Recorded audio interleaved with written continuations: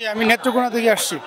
আলহামদুলিল্লাহ, এটা হচ্ছে আমাদের প্রাণের দাবি, হৃদয়ের দাবি, আমাদের দিনের মেহনতের দাবি যে আমাদের এই ইজতেমায় বা আমাদের এখানে একত্রিত হওয়ার উদ্দেশ্য হচ্ছে যে আমরা আমাদের যেখান থেকে সারা দুনিয়া দিনের তাগাজা পুরা করা হয় নিজামুদ্দিন মার্কাজ, সেই নিজামুদ্দিন মার্কাজ থেকে সারা দুনিয়ার যতগুলো মার্কাজ আছে সেই মার্কাজগুলোর অনুমোদন করা হয়।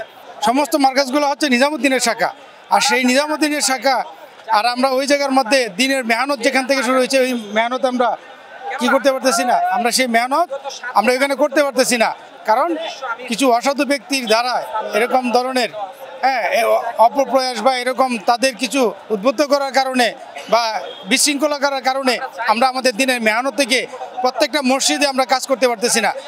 সেখানে কি করতেছি, সে আল্লাহ রাসূলের যে দাওয়াত 1400 বছর আগে থেকে চলতেছিল, ওই দাওয়াতের জন্য যে মেহনত যে তরতিবে মেহনত ছিল সেই মেহনত আমরা করতে পারতেছি না, আমাদেরকে মসজিদ থেকে বিভিন্ন মসজিদ থেকে বের করে দেওয়া হয়। তৃতীয়ত ব্যাপার হচ্ছে যে আমাদের যে বিশ্ব আমির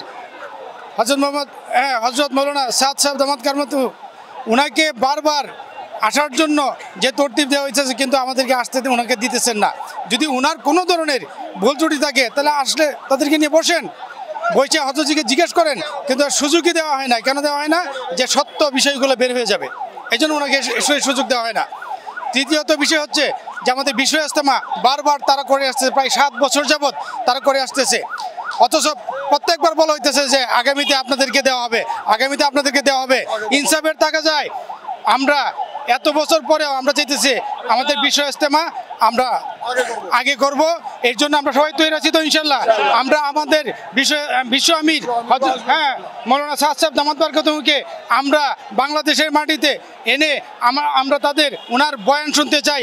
ওনার আগে যেরকমভাবে 16 বছর উনি এরকম দোয়া মাহফিল করে এরকম দোয়া করছেন বিশ্ব ইজতেমায়, আমরা এই তারিখেও আমরা চাই যে আমাদের বিশ্ব আমির উনি আসবেন, ওনার বয়ান শুনবো এবং আমরা এই দোয়া বিশ্ব আমিরের বিশ্ব ইজতেমার দোয়াও ইনশাল্লাহ উনি করবেন। আমরা সকাল তৈরি আছি তো ইনশাল্লাহ।